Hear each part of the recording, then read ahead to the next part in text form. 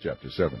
So the king and Haman came to banquet with Esther the queen, and the king said again unto Esther on the second day at the banquet of wine, What is thy petition, Queen Esther? And it shall be granted thee. And what is thy request? And it shall be performed even to the half of the kingdom.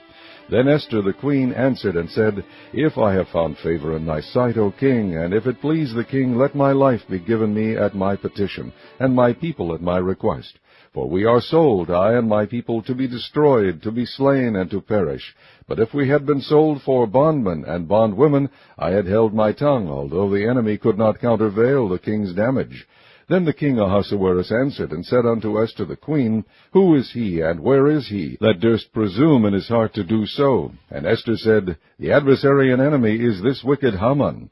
Then Haman was afraid before the king and the queen. And the king, arising from the banquet of wine in his wrath, went into the palace garden. And Haman stood up to make request for his life to Esther the queen, for he saw that there was evil determined against him by the king.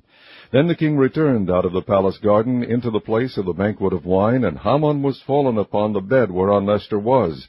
Then said the king, Will he force the queen also before me in the house? As the word went out of the king's mouth, they covered Haman's face. And Harbonah, one of the chamberlains, said before the king, Behold also the gallows 50 cubits high, which Haman had made for Mordecai, who had spoken good for the king, standeth in the house of Haman.